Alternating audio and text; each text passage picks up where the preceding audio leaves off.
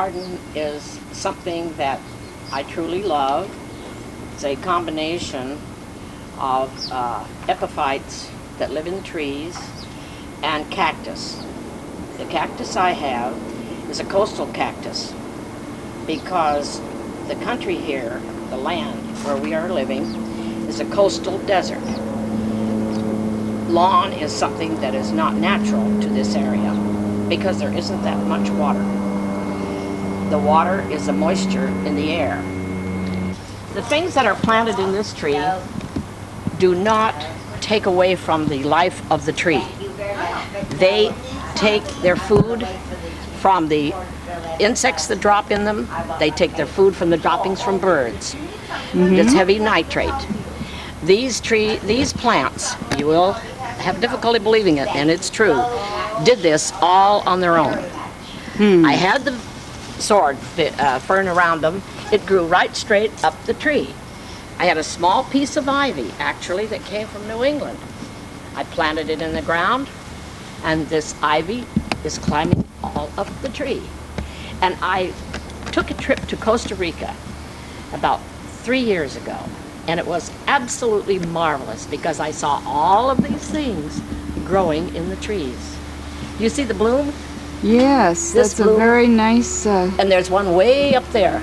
You see it? I don't think that the camera will pick that up because I'd have to turn too much toward the sun. But what's interesting is the things that are growing in this tree did this alone. Now I did hang the fern, the staghorn fern. I have 2 of them. Since one was doing so well, a friend who had one that wasn't doing well asked me if I could help her fern, and I have one on the other side that's doing very well. And I think it's a very fascinating thing that I have not planted these things in that tree, and there they are. They just found that that's the place they love it. They love it, but they do not take from the tree. So this is the interesting part. Because it is a bottle brush, it has loose bark, and they are able then to cling into the tree, which to me is one of the most fascinating things I have ever seen. Well, that's marvelous. Isn't it? They just love it here. This is the one that was so ill. Yeah. The bromeliads, look here. Those bromeliads, I have one in real color down here, this one. Look at this. I don't know whether we're... Oh, my goodness. Look at this, how healthy this is, and has never had soil. It lives in the tree. I love it. It has a real nest. Yes, it loves it. See, and these 2 here are beautiful. They're just growing on there. I've had them a number of years. That's beautiful. And they just, I tell you, it is exciting. And over there, the one that's on the piece of wood, that also air plants, That's right. More air It's plants. also air plant. What's interesting is I have people who come by and they ask me, they have a plant, it's not well, would I do it? Would I like to have their plant? Most of the time they have killed it with kindness. They have watered it to death. There's nothing I can do for the poor plant. So this is Peggy Shea's Cactus Garden.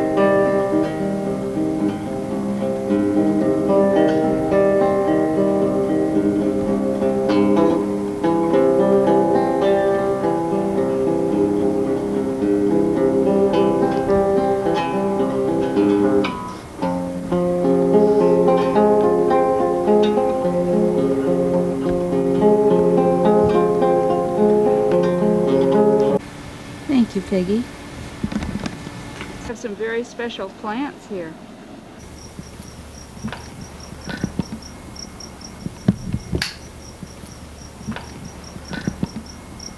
Uma Tier explains that she has worked on her cactus garden since bringing some of the plants with her from her Belmont Heights home 21 years ago. Well then. Well, this was done almost like it was. Oh, really? Really, yeah. Huh. Looks like it's going to blossom now.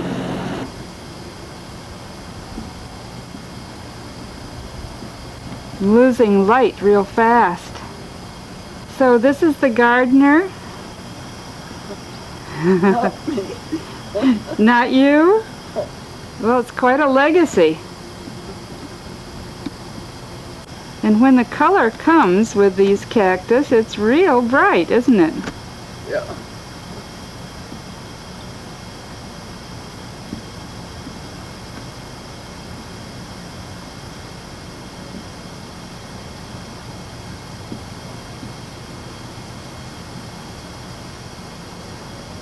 Very prickly situation.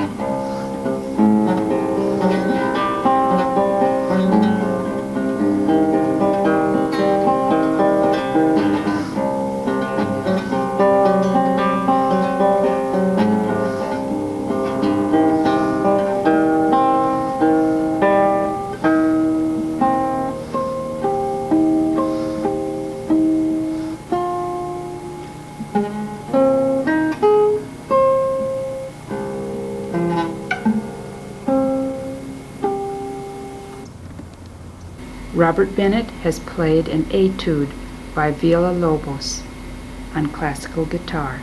Thank you, Mr. Bennett.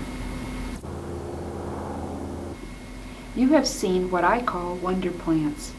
Some live on air or live in trees. Some store water and can survive in our dry seasons. Some produce elegant blooms.